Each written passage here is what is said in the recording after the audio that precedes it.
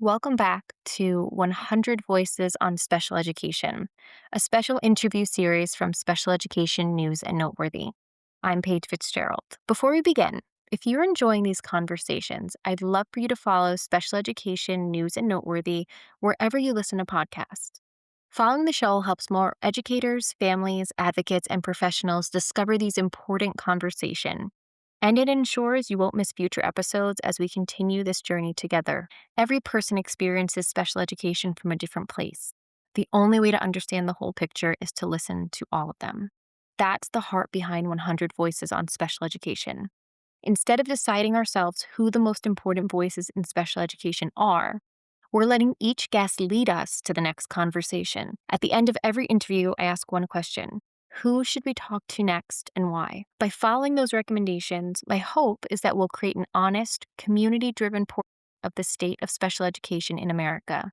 What's working, what isn't, and where meaningful change is possible. Today's guest is Jennifer Maloni. Jen is the mother of two young adult sons, Dominic and Dylan, who both have profound autism. Over the past 2 decades, she's navigated early intervention, special education, transition planning, adult services, and ultimately created a unique supported living arrangement for her sons when the options available simply were not enough.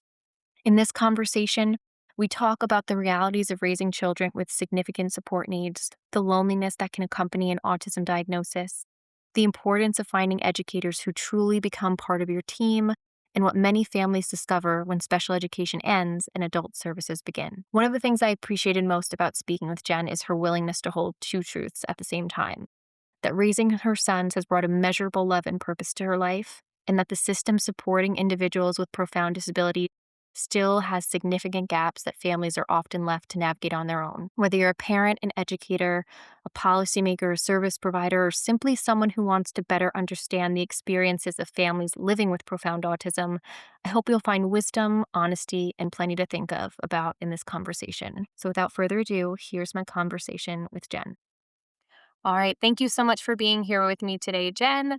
So we're just going to jump right into it. So before we talk about autism services or even your advocacy, I would love for listeners to, in a way, meet your son. So if you can tell us about Dylan and Dominic, who are they?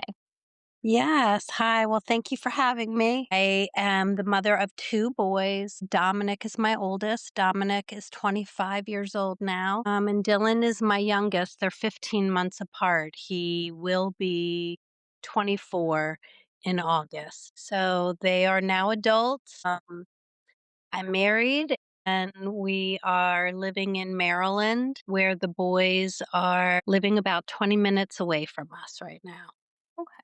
And what are some of your favorite things about them? Like if you could describe their personalities. Well, they're very opposite actually.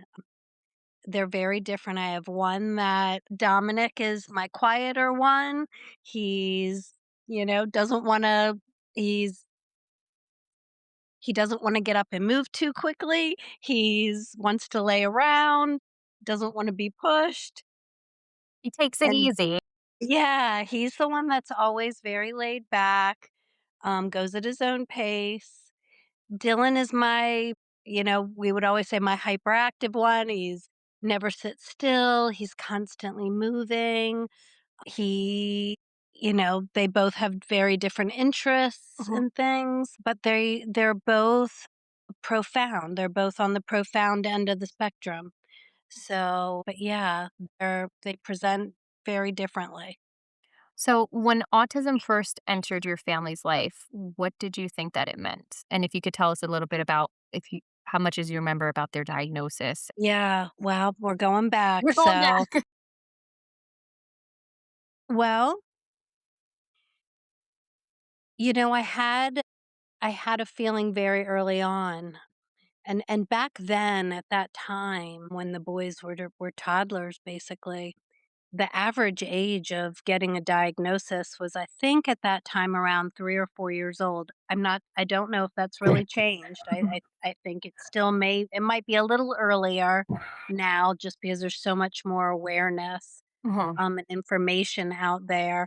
but at the time, it was definitely 3 or 4 years old, and I think that was basically because that's when, kids were starting to go to school and they were around other children and they were around other people other than their parents, and they had more eyes on them. But I have an education background as well, so I was very into what their childhood milestones were, when they should be clapping, when they should, be doing this or doing that. So I was really paying attention to that stuff very early on. And the only thing I can say is, that gut feeling that something is just simply not right. And I definitely started to notice it in Dominic when Dylan was just newly he was just born, and I really started to notice it in Dominic that when I walked in and I said his name, Mhm, he didn't turn around to acknowledge that I was talking to him. mhm, But if I said, "Dominic, do you want a cookie?" he would immediately turn around and go to the cabinet where the cookies were. mhm, So I knew that it wasn't his hearing. I knew that he could hear me. But he just wasn't I couldn't engage him. And then he started to do things like lining up his toys. And this just started to become more elaborate over time. At first, he was just lining them up, little cars he would line up in a row. But then he would start to gather, riding toys. And he would start with little tiny I mean, all the way across the living room, from biggest to smallest. And we were like, "Oh my god, he's a genius." We it was just amazing. yeah, So, I definitely I just I had a feeling something just his eye contact wasn't there. That was really alarming to me. mhm, He could have cared less if I came or went. It felt like that at the time. Whether I came or left out of the room. Usually kids are holding their arms up when mom comes back, or they're crying when she leaves. And he wasn't doing that. And so, I started to go I took him to the doctor and I said, he something's wrong. This isn't right. Of course, they dismissed it as, first time mom and, you're just overreacting. And so, anyway, was your initial yeah. thinking it could be autism? Did you know enough as from coming from an education background, did you know to suspect that, or did you just have a gut feeling that there was something going on? I don't know where I had even gotten that from, but yes, it did pop into my mind. Not that I knew anyone with autism or had ever really dealt with it before or learned much about it, but it did pop in my mind. So anyway, it was quite an ordeal to try to get a diagnosis or to really just get anyone to really listen to me at all. And then Dylan came along and we had all of, a new baby in the mix. And but Dominic did end up getting a diagnosis. I believe he was 21 months, which was really early back Yeah. then to get a diagnosis. And I just remember literally it was devastating. I mean, it was devastating. What does this mean? Yeah. Is he gonna what is he gonna be able to do? What is he not gonna be able to do? Is this gonna go away? Well, if I go to the best doctors, if I get enough therapy, if I what therapy should I do? If I spend enough money, if I do enough, if I is can will this go away? And of course, back then you hear everything under the sun. Well, if you do this, if you change their diet, if you give them this supplement, I mean, there were so many things. So no one really knew what it meant. I do remember the doctor saying to me, or one of the doctors, a developmental pediatrician, finally saying, I don't he's too young for me to tell you where he falls on the spectrum. I can just tell you he's definitely on the spectrum. Where he falls, we just can't tell this early. Right, because there's And still so much yeah, development to. they were just so much they were so young, Mhm. and so in some ways that gave me a lot of hope, and Yeah, and then, unfortunately, Dylan, when Dylan came along, I was like, "Oh my gosh, well, is the baby gonna be okay? Is the baby gonna have it too? Are they both gonna be this way? Blah, blah, blah, blah, blah, blah." And they kept saying, "Don't even go there," Uh-huh. that rarely happens. Usually you only have one and your other children are totally fine. Sure enough, the same types of things. At Uh, the same age? Or this is an interesting part of it. At the time back then, they were really focusing on the MMR shot back Mhm. then. That's what they really thought that was the cause, or a lot of people thought that was the trigger, was the MMR shot. Okay. And so, right about one I was very lucky because I had in the newspaper, Dr. Rebecca Landa, who's a speech pathologist. She was doing a research project at Kennedy. She worked for Kennedy Krieger at Johns Hopkins. And Johns Hopkins is a very short distance from us, so we were very lucky, and they were looking for, at the time, Dominic had already had his diagnosis. Dylan was showing already, I had a feeling, Mhm. some red flags. And in the Washington Post, they had an article and they were looking for siblings. If you had 2 children, you had 1 child that was already diagnosed. If you had a baby and you had a sibling, they were looking to put them in a research study so that they could detect autism earlier. Mhm. So I put Dylan in this study, and every month I went to Kennedy Krieger and did full evaluation every single month with Wow. Dylan. And by 12 months, he was diagnosed through the study. Wow. So we were, again, very lucky to have caught it that early because it gave us access to early intervention. And I'm a huge, I believe in early intervention. But what I have to say about early intervention is also that though I think it just does it for Dominic and Dylan, they are still profound. Mhm. With all that we did, but where they would have been if we hadn't have done that. So, I felt very lucky that we had access to early intervention that early, and we did it at Kennedy Krieger. Mhm. And at the time, they're world renowned, their autism program, Mhm. and everything that they offered. And so both boys, that's where we went for all of our early intervention. We also did infants and toddlers. We did that half day, and then we drove to Kennedy Krieger and spent the other half of the day, Monday through Friday. I think for 5 years straight, I drove there and did that. So would Yeah. you say that the beginning of that diagnosis at 12 months for Dylan and then going right into early intervention, was that really when you realized that your parenting journey was looking different than you expected it to look? I think I was in survival mode. Mhm. I don't even know if I took a second to even go there. I was really in a panic to do everything I absolutely could for them, to get them as much as I possibly could, um, and to try. We were doing music therapy, art therapy, occupational therapy, speech therapy, plus all the things that the school would offer, all the programs that Kennedy had.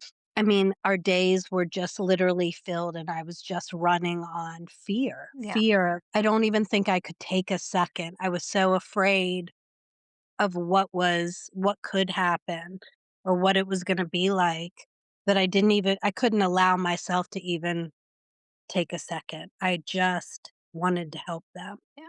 And it sounds like that became your full-time job. It did. Absolutely, 100%. Absolutely. And would you say that it was the fear of the unknown that was the hardest part of those years because you're doing all the therapies, you're going all the places, and like you said, hearing the doctor say at Mhm. age not really knowing where on the independent scale you would end up. Would you say Right. that was the hardest part, or was it something else that was challenging?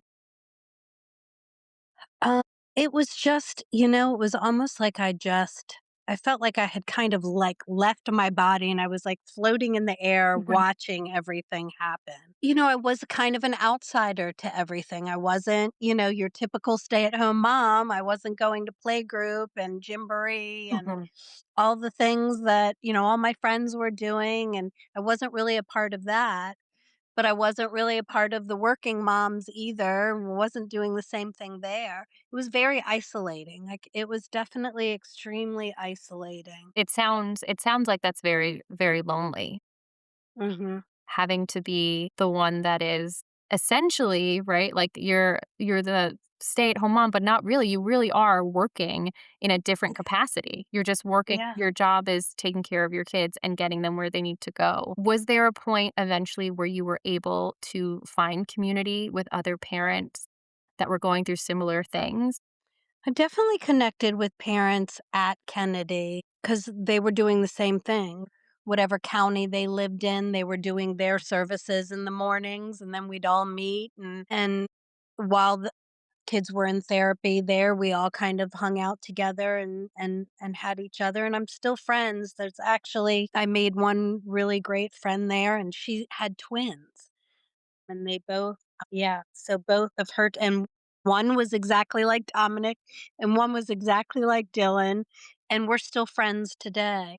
I mean, thank God I had someone, Uh-huh. because even at the time, I was like, "Oh my gosh, when I have 2, everyone's got 1." Like, this is it was so unbelievable. Yeah. I mean, I couldn't really even describe other than to my friend that had twins, like, we would literally sit there and talk about, just how crazy our lives seemed.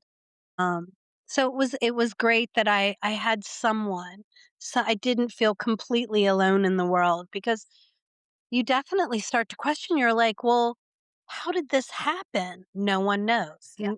None of the doctors could give me an answer. I was like, "Well, what went wrong? Is it something I ate? Is it something I did? Is it something?" Of course, you blame yourself. You're like, Yep. "Did I do That's always the first something?" thing we do. Yeah, you're It's like, "Oh my probably okay, god." so I mean, you start to go back. You're like, what happened here?" I felt like I had done everything right. Mhm. I ate well, and I had they were planned, and I was married, and Yeah. life was going to be great, and Yeah. you're like, what happened here? Well, I think also a lot of, the baby books that we read and this and all the, social stories that we hear are like, if you do XYZ, you will have a happy Mm. family life, healthy children, this and that. Yeah. Like your reward is then this, right? Like health, Yes. so-called perfection. And yeah, it's a lot of self-blame then of looking back and, It really is. and my oldest kiddo has a disability as well, and I mean, went through the same thing of, with the early intervention, and you do go through self-blame. It's a whole thing of you're like, "But I didn't eat salami. You guys told me not Yeah, to eat you're like, salami." right. I didn't eat lunch meat. I didn't get anything from the deli. I didn't eat tuna fish. I didn't eat any mercury. What happened? Yeah, but so I get that. I get that completely. And so it sounds like your friendship was a really kind of like a godsend and a really beautiful supportive thing. Is there anything else that you look back as like a beautiful thing about those early years, knowing that there was a lot of hardship as well? There was. I mean, I think that, now looking back, it's like, especially kind of being an outsider and all of the moms and all the stuff, you really do realize what is truly important. Yeah. And you're like, the competition with all the moms, and, the play groups, and who's invited, and what they're wearing, and what each kid's blah, blah. Like, all of that just isn't, I think it makes you realize what's truly important in life. Yeah. And I didn't get, what? In some ways, I'm glad I didn't get caught up in all of that. It was a real dose of reality. I could tell you, it was a real dose of reality. It was real. Yeah, it really was. Yeah, it But makes I, you realize like at the end of the day, like what are the things that matter and what Yeah, what are the things that matter in the world? And they're my boys and I love them and I would do absolutely anything for them. There isn't anything I wouldn't do for their well-being. So, it's a it's a life lesson in patience and love and sacrifice, and I got that very early on. I wanna so it sounds like you had a pretty positive experience with early intervention. I wanna go to when they became school aged, Mhm. and I do know, they're in their 20s, so it wasn't Mhm. yesterday, but Mhm. what do you remember as your experience navigating special education services? Yeah, wow. Just a fight every single day. What do you think was what was making it fight? Everything was new at the time, too. I mean, the whole, nothing was really set up yet. There wasn't autism program specifics yet. I remember even one principal telling me, well, we can't really call it an autism program because we're not allowed to call it a specific disability. And I was like, well, one county over, they're doing that. So why are you not allowed?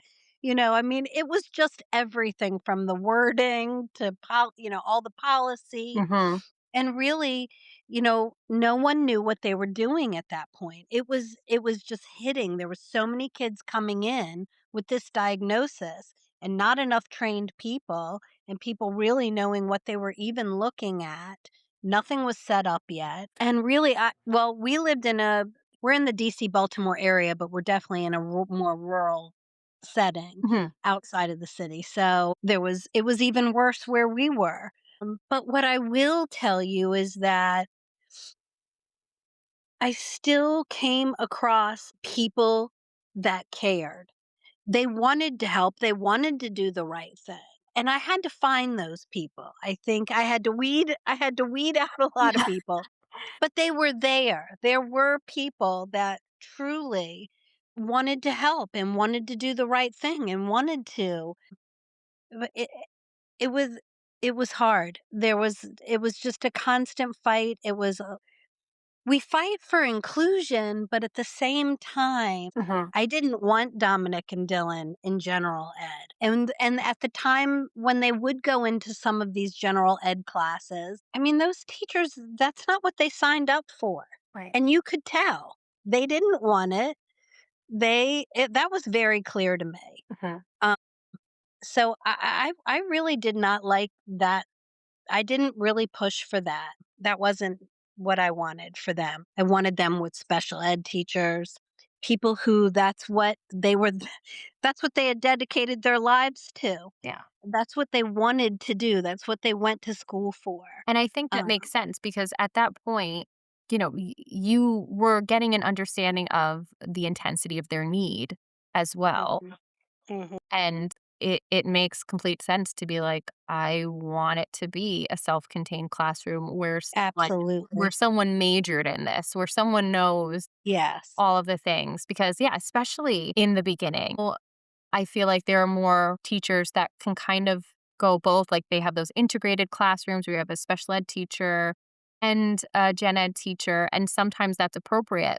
There's more disability awareness than it was. Even now, though, gen ed teachers really could use more training when Mhm. a child with a disability in their classroom, but I'm sure back then it was worse, I'm sure, because there just wasn't like you said, these programs were either not created yet or they were just coming to fruition. Yeah. So were they in self-contained right away, or it sounds like no? They were. Okay. They not right away. I mean, there were some classes they try because there were a lot of parents that, they pushed so much for, they wanted their children to be included in everything. So, art and some of the specials, they were going and doing that. But really, my boys were more of a disruption in the class. I mean, I just, especially if you've got 25 kids already Mhm. that you're trying to do something, it's difficult. I just feel like no one wins at that point. It's sometimes, if it's not the right thing, the gen ed kids aren't getting what they're supposed to get, and neither are our kids. So did that feel So, like that was your biggest point of contention at the IEP table usually? in the beginning? I ended that pretty quickly. There was a time they were on the playground with everyone, and they were at this is an elementary school, and I guess the whole playground was not fenced in completely. And of course, you get out there and teachers start to chit chat with each other, and mine are runners. One of them is definitely a runner, and he literally ran into a busy street. And yeah, so that was the end of that. Yeah. So he could have, you know, gotten hit by a car and, Yeah, of of course. course. That's So terrifying, yeah, and I think that it's I think, terrifying. Yeah. that's a big nightmare, scenario for a lot of parents whose children might not have that awareness of danger. So they were always in a self-contained class. And then of course they did have an autism program eventually. Mhm, So then they were in that. And then we went all the way to where Dominic went to middle school. I'd held them back from even going to middle school until I couldn't anymore, and then he went for 1 year of that, and the bathroom was in the hallway of it wasn't in their classroom. So they got a classroom without a bathroom, and a lot of these kids are still not completely, at this point, potty trained, mhm. or they may come out of the bathroom totally naked and walk down the hall. I mean, it just wasn't appropriate. That was the end of public school for us, and then we went to non-public placement. Was that outplacement by the district, or did you It was. them? Okay. Yes. So when you get that, obviously you have a fight there. They Yes. want to keep you there. Mhm. It's very difficult to get non-public placement Did you from your with county, but did you work with an attorney or an advocate? I did. Mhm. Yeah. We had advocates before through the years, but at that point when I wanted to do that, I just immediately got a lawyer. Mhm. Mhm. Um, so I just wasn't even going to go on and on and on. I was like, it's not going to happen. This is what's going to happen. Yeah, you know that a fight is coming. Yeah, and really, these boys are like I said, both of them are profound. Mhm. We're not talking about, high functioning that truly may be able to make it with supports and go through. And I found too that kids are really sweet in elementary school. Through elementary school, they want to be helpers, and they still care, and they're still nice to them, and they still want to include them and play with them. Come middle school, it looks very different. Middle school is different, and kids can be mean. And if And schools being aren't different is not okay anymore. yeah, and if schools aren't fostering inclusion, then it doesn't happen. I still remember being in high school myself and seeing other teenagers that had more intense disabilities, and they would walk down the hallway with their own class. I don't remember any type of inclusion of, eating in the Yeah, cafeteria at the same time or having any programs together or even like a type of like buddy system to try to create those inclusion connections. I don't remember any of that. I just remember yeah. passing each other in the hallway and never really having a full understanding of Right, even who they were as people, right? Because they were just people that we saw in the hallway. They were kids that were doing a completely different program. So if you're not fostering that, of course you're not gonna have that connection anymore because then kids kind of lose that outward social curiosity and they now worry about fitting in and just getting with their little clique. So if you're not fostering them to be curious and kind to the people who are different than them, right. it's you're not setting that environment up for inclusion. Absolutely. So, I do wanna hear about the private outplacement and your experience there, but before we dive fully into middle school and beyond, I just wanna ask what is one thing that you would tell a parent entering special education? I would say to pay attention to everything, and to remember that you are part of a team. And I think when you kind of look at it that way, that not everyone is against you, Mhm, that there are going to be people on your team that really do care, and those are the relationships you really want to foster, and those are going to be the people that help to guide you in a way. mhm, And sometimes I feel like we need to trust them, we need their support, we need their help, and if they're showing that they truly care, let them help you because we you're gonna need it. Yeah. You're gonna need it, but you need to I just think it's very important to realize that you are part of a team and you do have a say, you are still their parent, but that not everyone is against you, and you'll find that. Yeah. I think that's great advice because especially in the beginning, right? It can be hard to feel like you're part of the team in the beginning because you're just getting a lot of information thrown out at you and you're new to that school with your kids. So I think that's really great to just remember like you can ask questions. You're Yeah. supposed to be on the same side. And Right, and if right. if you have good people across the table from you, then it can be a really great thing. So getting into outplacement. So were they in outplacement in a private placement throughout their high school as well? Yes, mhm, Okay. yes. That continued until they left school. What was your experience there compared to being in the public school prior? Again, nothing is perfect, Mhm. and I also don't want parents to think that just because you get a non-public placement means that they know so much more, they're so much better, because that's not the case either. Well, that was gonna be my next question. Did you feel like No. it was a program that was really well suited to their need? I will say I felt like because I didn't have the pressures of general ed kids everywhere and the Mhm. chaos of all of that, and it was a quieter, smaller setting, Mhm. I think because of that, things worked. I don't think it's because the teachers were that much better or anything like that. I really don't. The environment was more The supportive. environment was better. And but I will say though, the fight for speech therapy and occupational therapy was much better once you go to non-public placement because they don't have the caseload that they had when you were in public school, where they tried to give you 15 minutes a week of whatever you were supposed to have, when the doctors are saying it shouldn't be any less than an hour at least. So you got those therapies that you needed, and it wasn't a fight for that at that point. So that was also another plus. Many parents spend years focused on, like, IEPs and school services and the fighting, like you're saying, and it sounds like that was a relief to not have to fight so hard in their newer placement. Can you remember the moment that you realized your sons were approaching adulthood as they were in school, and what was that transition like working with the school? Mm, that was not the easiest thing either, because transition services are not really what they're focusing on. Mhm, And quite honestly, that is such a whole nother world. When they leave school, it's like the sky falls. I mhm. mean, Can you elaborate on that more when you say that?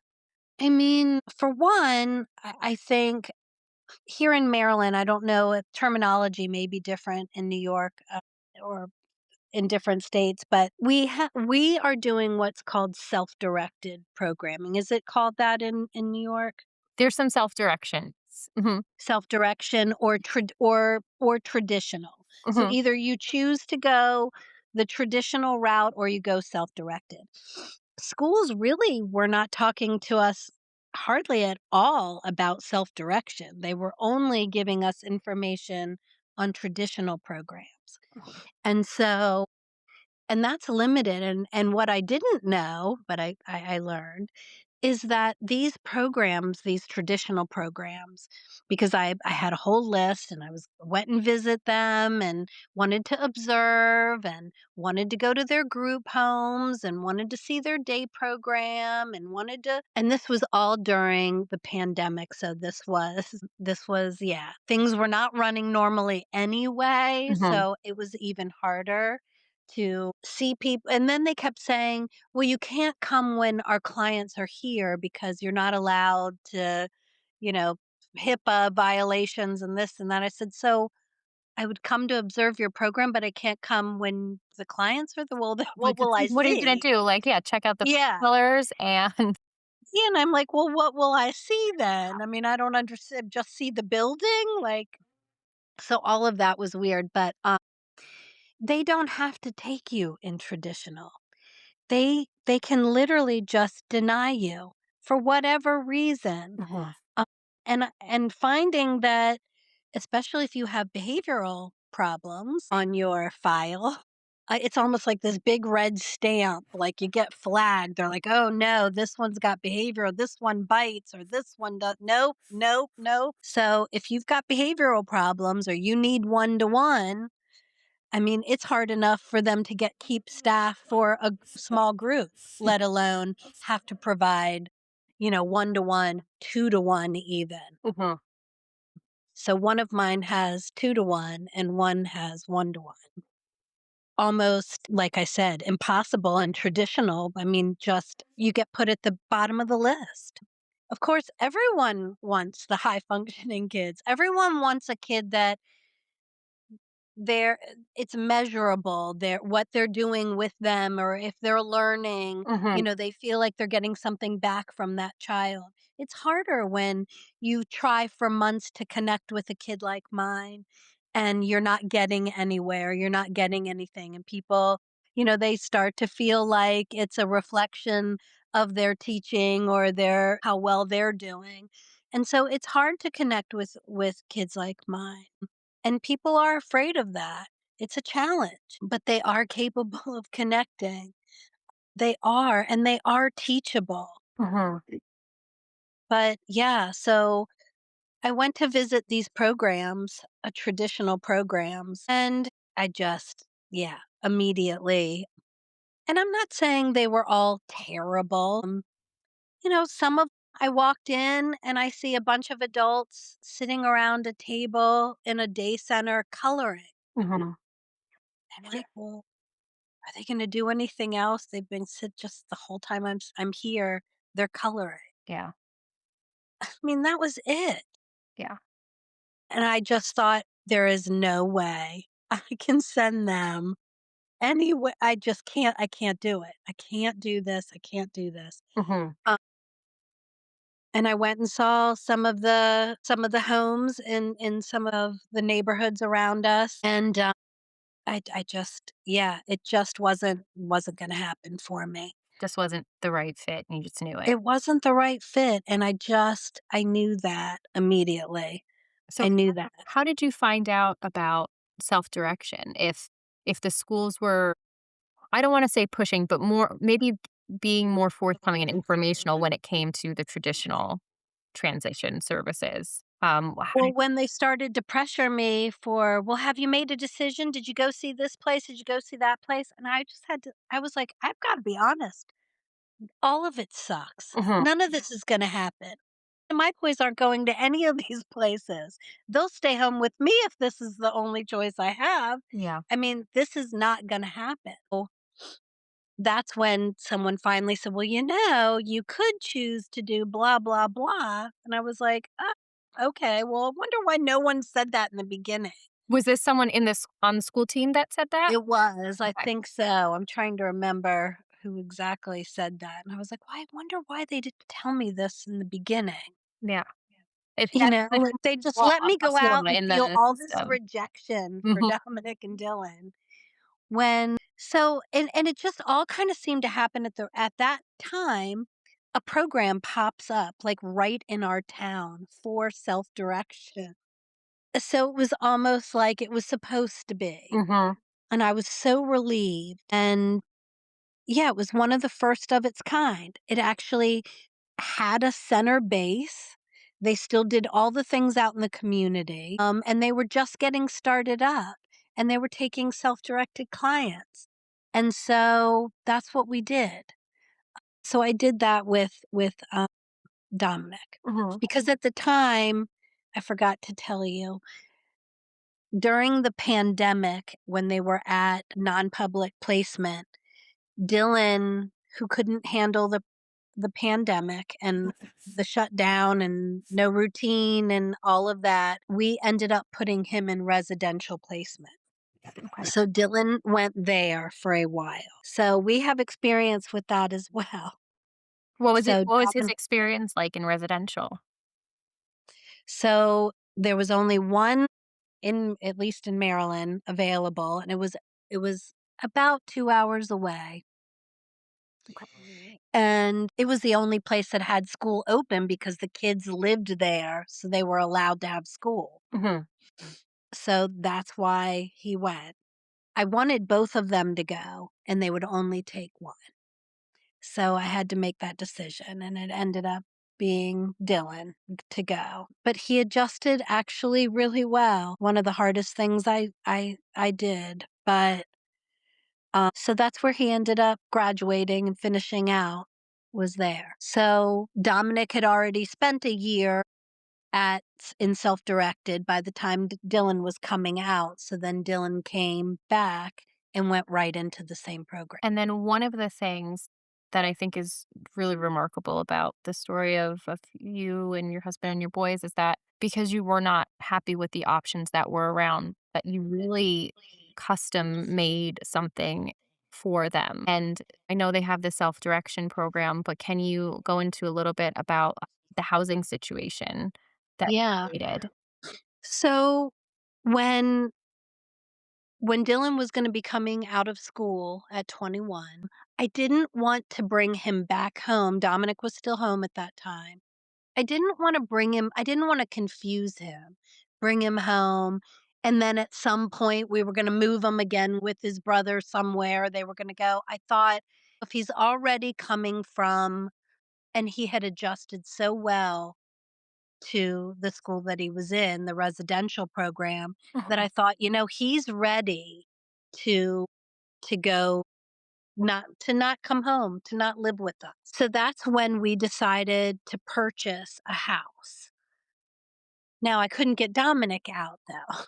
So we purchased a house. Dylan was loving life, Okay. loved the house. He was like, "Woohoo, I've got my own pad, got Yeah. my own place, look at me."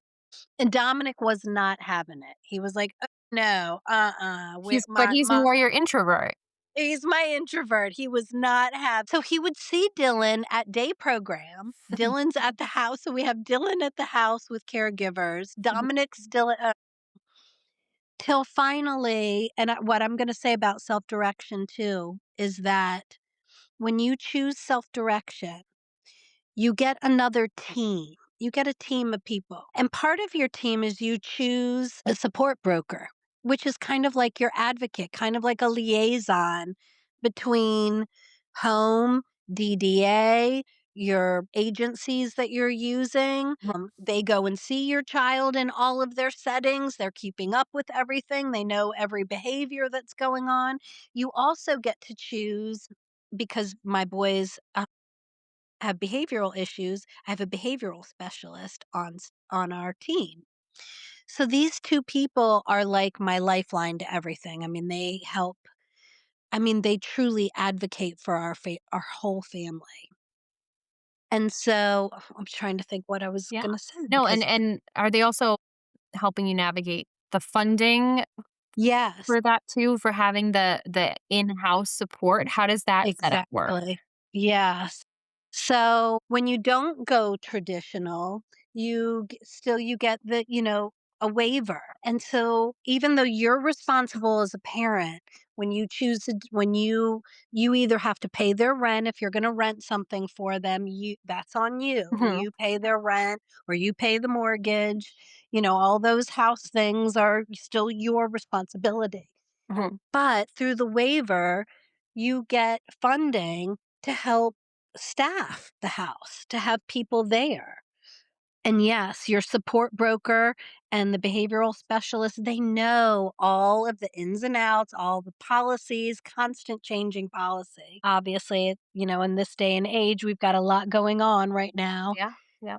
And There's a lot there's a lot of happening, yeah, a lot of right? particular And changes. it's constantly changing. Mhm. And it's just I mean, the paperwork, it's a paperwork nightmare. I mean, just keep up with last month you said the rule was this, or last month you said we could do, now you're saying, it's constantly changing. How much time do you think you spend on paperwork per month? You Gosh. had to guess. My husband does do the majority of that, thank goodness. We both have our roles of what we'll do, but especially with having two boys, it is all the time, is weekly of just a ton of paperwork, and they want documentation, they want all of that. It's constant, constant. And then in terms of staffing, how did you staff their house? Do you go through an agency for that, or are you I finding the staff members yourself, or you go through an agency? You can do it yourself, but with both, and we had thought about doing that, but it's just we already have so much paperwork. Mhm. It's just easier, for us at least, to go through an agency. And that's what we do, especially because we've got our support broker and the behavioral specialist involved. Mhm. And if we don't like someone, we immediately, if it's not working out or that person just isn't blending with everyone, and we know usually immediately, then we can change that. That's I mean, really hardly any questions asked. The agency is excellent about that. That's fine. You don't This person's not working. You don't want this person for whatever reason. Let's get you someone else, blah blah blah. So, I haven't had any issues with that. Do you know any Uh, other parents that are doing this model like you, where they're buying or renting a space and staffing it and then doing some of the day programming as well? Yes, there are several people in at our day program that are trying this. I don't know any other parents yet that I know of Uh-huh. that have purchased a home. They've rented. Most of the ones that I know have are renting. And there are a few that are doing direct hire and some that are using an agency. And there's pros and cons to both. Mhm.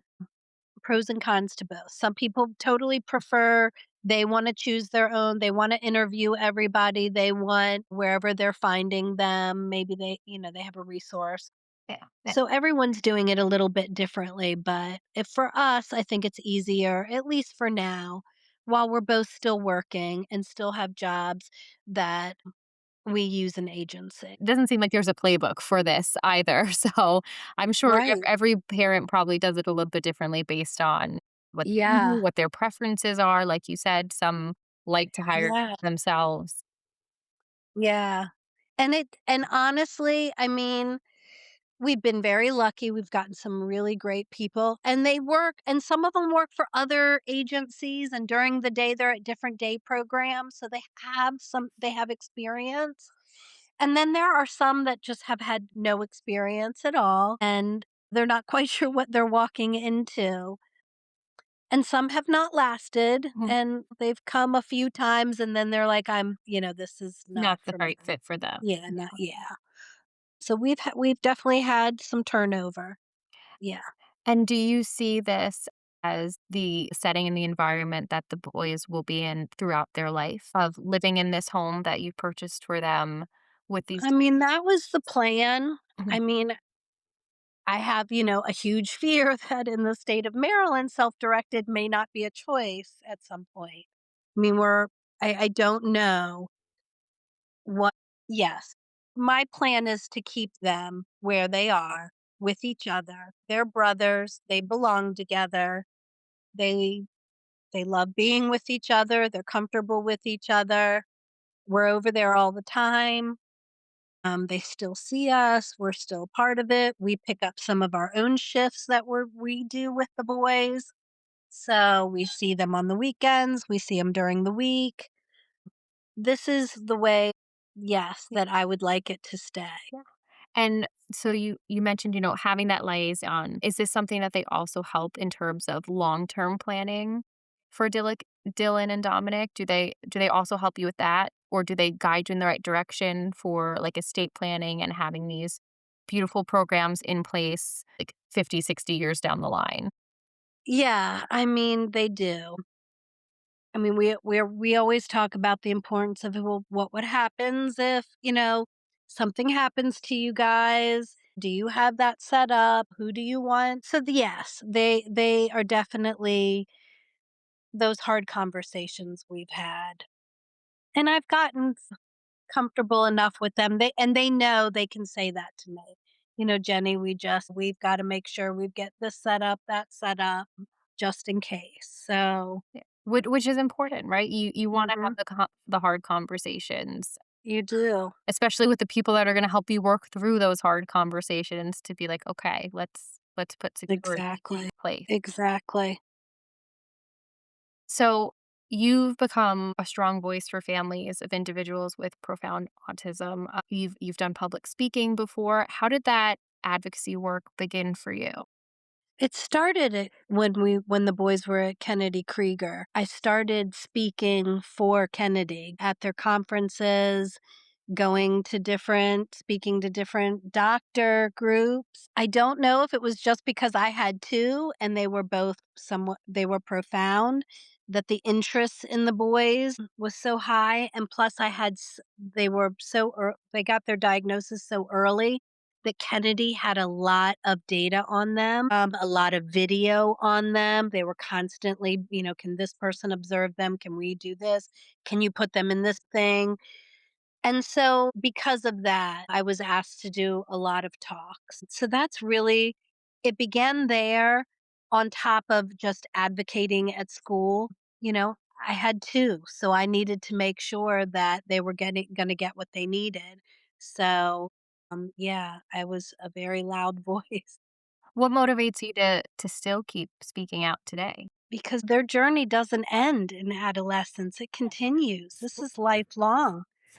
It's, uh, it's not going away. They need 24/7 care. They will for the rest of their lives. And really, it seems like we're always focused early intervention, and things kind of fall off past elementary school, so it starts to get harder and harder. By the time you're 21 and you're out of the school system and no one has to do anything for you at that point, like I said, it's like the sky falls. So it's even more important to me now to be their voice. I'm not going to be here forever. And that's the reality of the situation.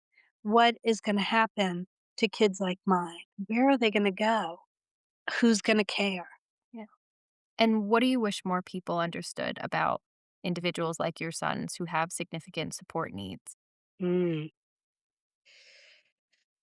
Well, I think one of my biggest focus has been to have the autism spectrum separated with a separate diagnosis. I feel very, very strongly Uh-huh. that there needs to be that distinction between profound autism and not just calling it level 3. I Mhm. mean, the general public just does not understand. When you say autism, no one knows what the hell does that mean anymore, you know? And it is night and day. There just isn't there's such a difference between someone who is, on social media arguing with me about why I shouldn't be doing this, that, or the other Mhm. because they're autistic and they know. With Dominic and Dylan who can't cross the street, Right. can't make themselves something to eat, can't tell me if, they're sick, what's wrong. It's not the same. We're not in the same boat, and it shouldn't be called the same thing. And I just feel like it would help everyone get what they need. I'm not saying that people don't need support that have that have lower support needs. They still need support and they still have their needs. I'm not taking that away from anybody. How do you think But that things might change or improve if there were to be a distinction, a more significant distinction rather than the levels which are currently in place right now, which also, have not been around that long, that type of language? yes.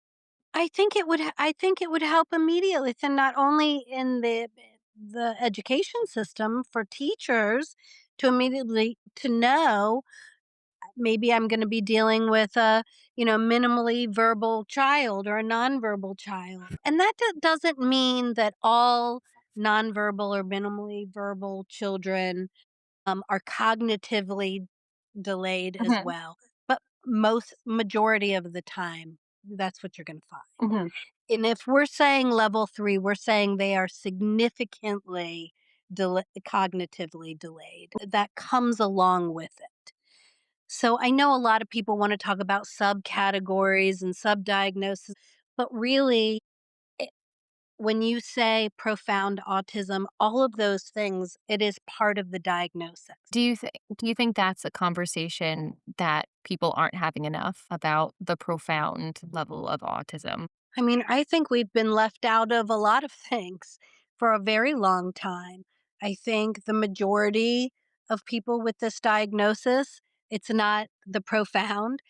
That's 25%, 25% of the population is profound. We've been left out of a lot of things. We've been not allowed in disability camps because we're too disabled, we're too autistic to go to autistic camp.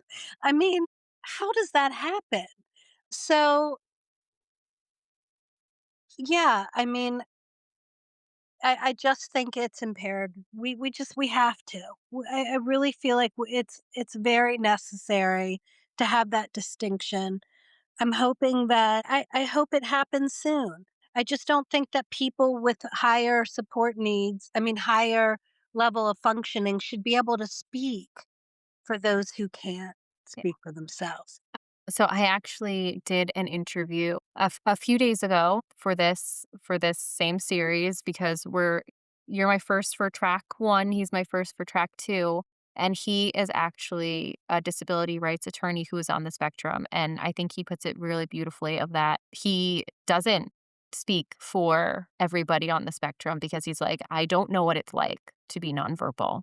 He's like, "I don't know what it's like to have these severe needs." He's like, "So I can't be a representative for every single person with autism because that's just not the truth. I haven't lived that experience." And I think that's it's such a good point, right? We always hear that like phrase, "Oh, you've met one person with autism, then you've met one person with autism." But even when it comes to advocating, it is such a spectrum of independence and functioning that really, yeah, you're advocating for very different things sometimes and in very different categories. You share a lot of stories and videos of other caregivers of young people with profound autism. Some of them are in adulthood, and it's so funny because the algorithm shows us, right, like what our interests in, what relates to our lives, but I don't feel like most people see that stuff, right? I think that most people's presentation of autism is like love on the spectrum.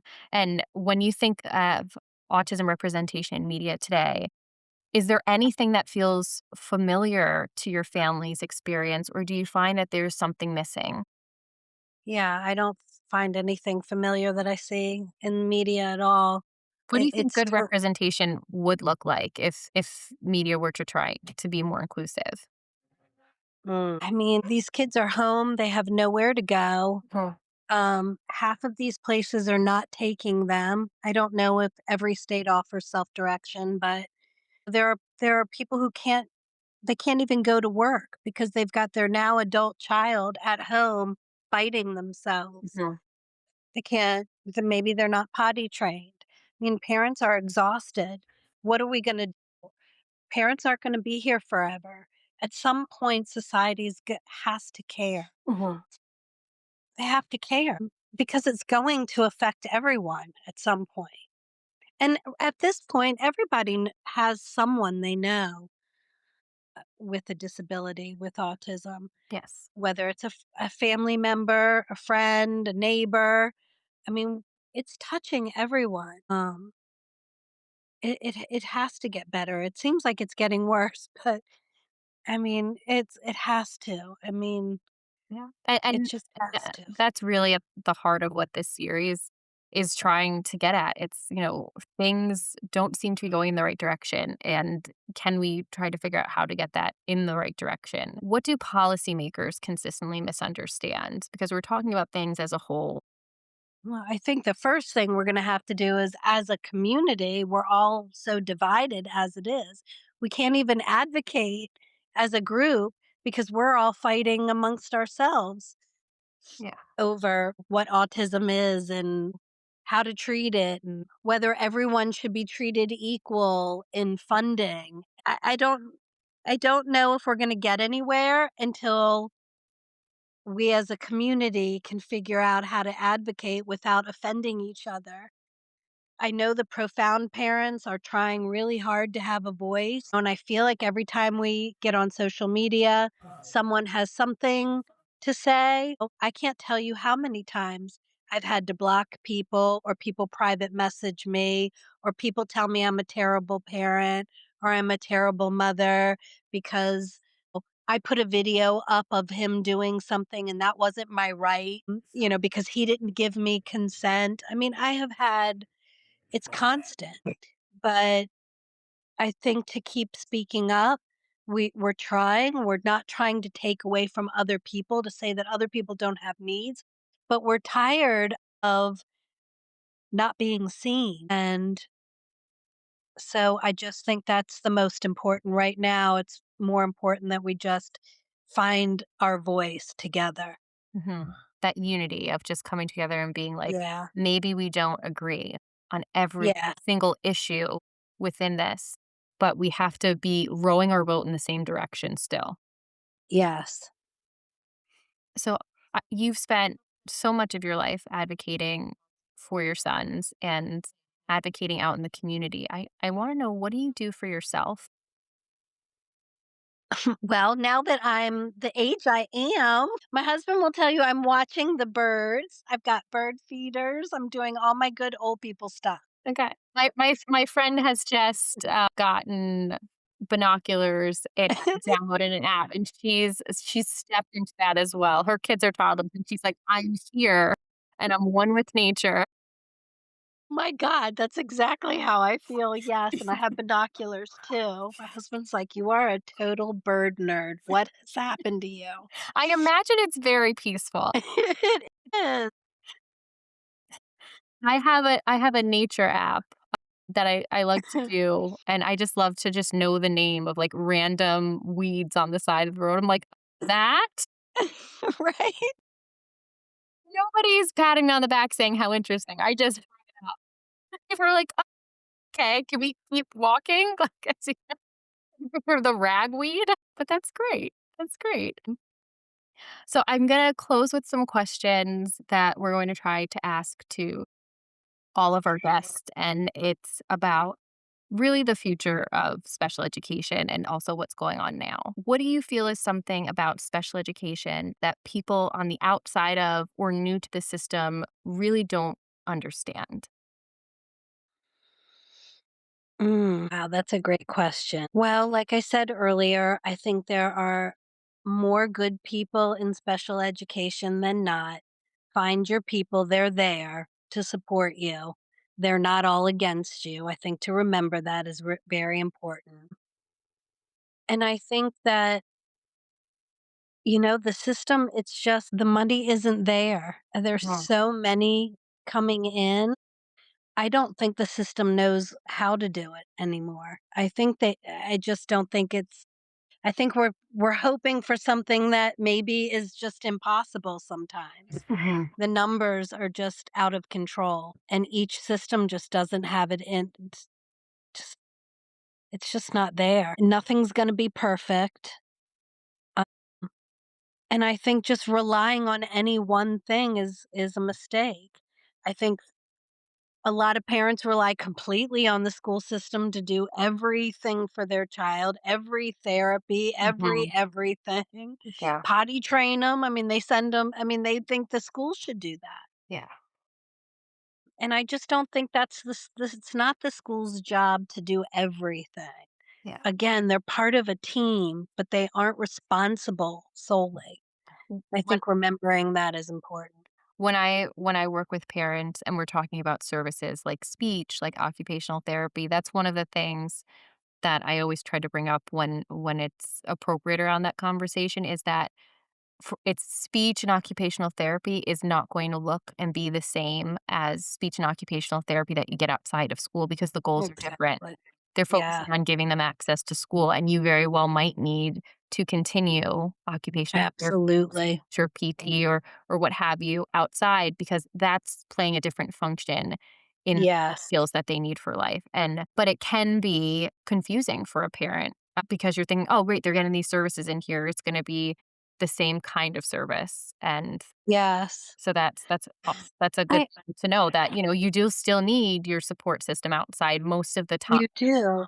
You do. And And I also think it's important when it comes the time, and I think this is partly the team could help with this, but a lot of parents, when they start to push about, are you ready? Is the child going to do certificate bound or are they going to do diploma bound? And that is a hard, hard decision for parents um, to come to that. I think you feel like you're giving up on your kid if you finally say, okay, I'll do certificate. Mhm. But for kids like Dominic and Dylan, who are so profound, where life skills are so much more important, we're focusing, if we don't go ahead and switch to that, we're focusing on stuff that it's not attainable. I think the team needs to kind of help each parent get to that place. If they can already see where the child really does need to go, Mhm. because it's a really hard one for a parent to come to that, Yeah. to say, "I'm ready to accept that they're not going to get a high school diploma." I Basically what you're saying is their life is never going to look normal, and now I accept that. Yeah. And it's important for the team to be supportive around that and know that there might be some amount of loss Yeah. and grief and mourning that comes with that, and being like, Yeah, a "Okay, huge amount. this is a milestone that they're not going to reach, and now they're going to go a different way." Yes. Yes. I Because think in special education, you're not just dealing with the child that you see every day. You're dealing with a family, Mhm. and a lot of times a family in crisis. Yes. Yeah. That's so important because it's an emotional, it's a Huh. delicate part of that family's life. It's not just the kid that they're seeing in class every day. It's Right. gonna affect their whole life. Right. What's the biggest challenge facing special education today, in your opinion? Is it the same thing as people having different opinions in policy, or do you think there's something else going on within schools that you find an issue with? I mean, right now we're dealing with, is the health department going to be taking over? Right. Yeah. The Department of Ed supposed to take over? Mhm. And we've been, years before, it was the health department who had them a long time ago, and it wasn't. That's why we didn't see kids like ours Yeah. in school at the time. I didn't grow up with kids like Dominic and Dylan. I never even saw kids like Dominic and Dylan. I don't know. Are we going backwards? Are we gonna do it differently? I don't I wish I had the answer. It's frightening. But I will say the way it's been going hasn't been working well either. Yeah. It's not working well. So I don't have the answer. I don't know what the future's gonna look like. It's not looking good right now. Yeah. I mean, at least we knew what we were dealing with the Department of Ed. It may not have been perfect. We may have been fighting, but we still felt like we had It rights. was the devil you know over the one Yeah, that it was you the know. d Yeah. exactly. Yeah. We at least knew what we were dealing with, and we still felt like, the law was on our side, and they still they had to be, taken in, and they had to get services, and you had to do this. At least we had that. To not have that, it's very scary. It's really frightening of the potential of what could happen if we go backwards to what it was like in the early '80s and '70s. It's quite scary, so I don't think anyone's gonna let that happen. I mean, I think there would be an uproar of everyone who does care, anyone who has Yeah. the slightest bit of humanity left in them is gonna fight, or at least I hope so. Yeah, It's I think there are a bunch of people ready to fight the good fight, but I the stress of that is like, why do we still have to be fighting for this? But Yeah, yeah, right. there are a ton of voices out there. And we just have to be ready to use them. Right. I mean, well, there's people like you trying to give people a platform to talk about it. People like you who care, who want to put that out there for everyone. I mean, those are the things we have to be doing. We've got to go outside of ourselves. We've got to take a step up, Yeah. and we've got to speak up like we are right now. Yeah, we have to be having these conversations because if we Yeah. don't, then it's gonna seem like things that are not supposed to be that are happening or could happen are okay, and it's not Right. okay. So these conversations need to continue. What do you think is working well in special education that maybe doesn't get enough attention? I mean, I think there's a lot of controversy out there on communication, Mhm. but I think people realize how important communication is for the disabled. So that's even though I think we argue over how that should look and people having a voice, at least that is the subject of the day. Communication is Mhm. so high on the list of giving people a voice somehow, some way. So I think that is one very positive thing. And what gives you hope? Mm. Well, people like you who care, who reach out and want to talk about this, that gives me hope.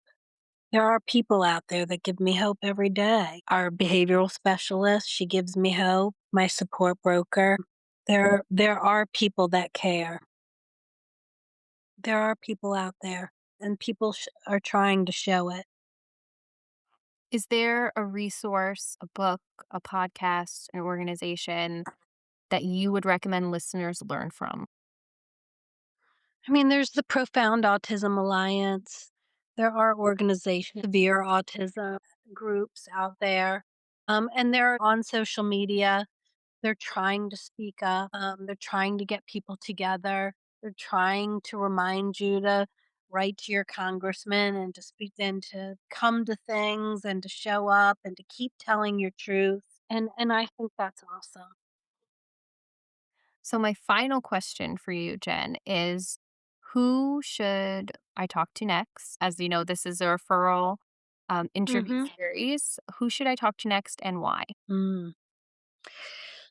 I think there's several people I could give you, but one, I do think that my behavioral specialist is a great person to talk to because she has not only worked in the school system in the educational setting, she's now working in the adult. So now she's followed some of those kids that she's had into adulthood and now doing adult services. So she understands how behaviors manifest over time and look different in different settings now. And she's just a wealth of information and she's just a complete love and she's just honest and she cares and she has a lot to say and I trust her.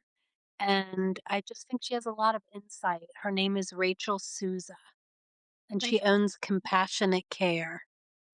It's an agency, but she can deal with all ages and levels. I just think she has a lot to say, a lot of insight. I think she'd be a great person to talk to. Well, I would love to be connected with her and have a conversation with her. That would be fantastic. Jen, thank you so much for taking time out of your extremely busy schedule and your mountain of paperwork to to have this conversation. I truly appreciate it. Before we finish here, is there anything else that you would like to say that you maybe haven't said yet? Everything I do is for Dominic and Dylan and for others like them, and they do deserve a voice, and as a parent, that's what I'm here for. So thank you for giving me the opportunity to talk to you today. Thank you. You've just been listening to Jennifer Maloni, voice number 2 in 100 Voices on Special Education. 100 Voices on Special Education is a special interview series from Special Education News and Noteworthy, built on one simple idea. Every person experiences special education from a different place. The only way to understand the whole picture is to listen to all of them. Rather than choosing each guest ourselves, every interview ends with one question, which you just heard, which is who should we talk to next and why? Each guest recommends the next voice, creating a community driven journey through the many perspectives that shape special education in America. If you enjoyed today's conversation, I'd love for you to follow Special Education News and Noteworthy wherever you listen to podcasts. By following the show, you'll never miss the next voice in the series, and you'll help these conversations reach more families, educators, advocates, and professionals. Voice number 2, Jennifer Maloni, recommended our next guest, Rachel Souza, a board certified behavior analyst whose work spans school based services, transition planning, and adult disability supports. I hope you'll join us for that conversation as we continue building a clearer picture of special education, one voice at a time. Until next time, I'm Paige Fitzgerald. Stay vocal, stay hopeful, and take care of yourself.